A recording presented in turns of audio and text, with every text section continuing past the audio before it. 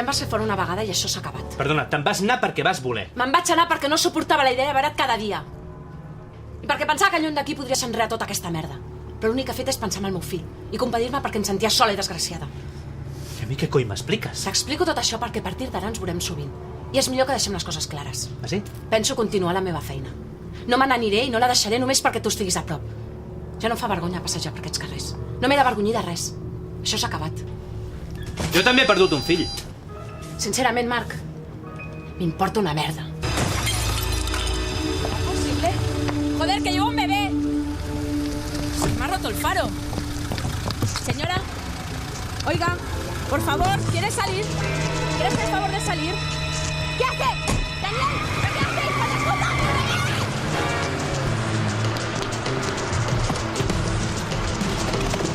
¡Joder! ¡Daniel! ¡No vuelve a venir, hijo de puta!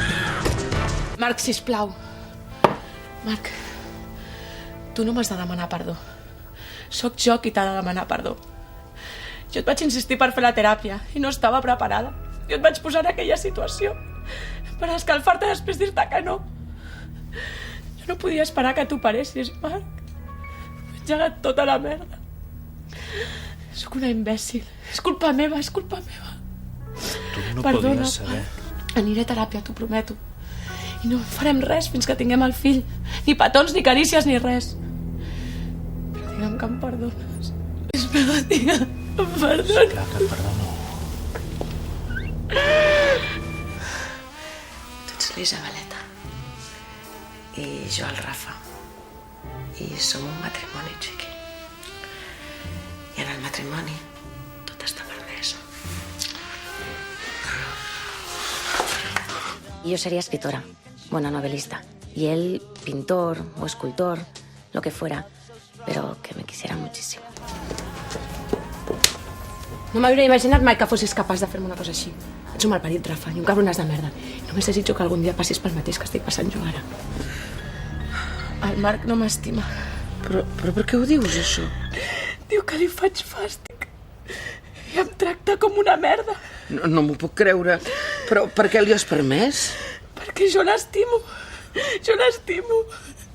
Però ell no m'ha estimat mai.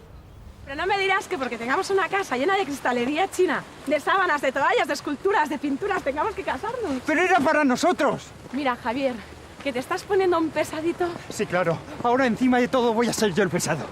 Mira, acéptalo. Seguro que te vas a casar. Seas un padre maravilloso, un esposo ejemplar. Pero es que yo no estoy preparada para eso. Soy muy joven. Somos muy jóvenes. Disfruta de la vida. Es lo que voy a hacer. Nada. Otro amigo con el que me ha costado. Ahora, eso sí, al menos este pensaba que era un arcoíris. Que ya salgo. Respira, Noelia. Mira'm. Respira així. Molt bé. Tranquil·la. Estàs millor? Sí. L'hauries de denunciar. No li faràs res. Paquita, que no vull més històries ni més embolics. No vull pensar més amb el Marc. No sé què és més especial. Si els teus llavis o aquest raconet que tens sota el coll. Just aquí. Quina pell més calenta. Vull que sàpigues que no et perdono res del que m'has fet. Ni ara ni mai. Ho sento, Marc, però hauràs de viure amb la teva culpa. És el teu problema.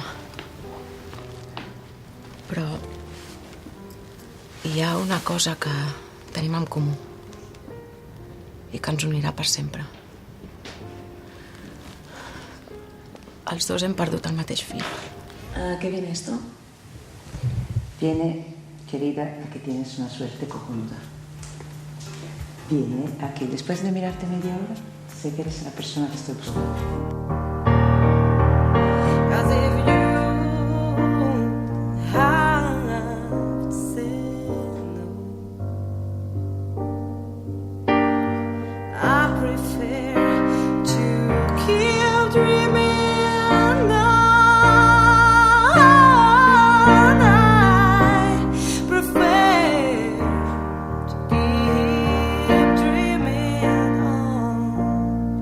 I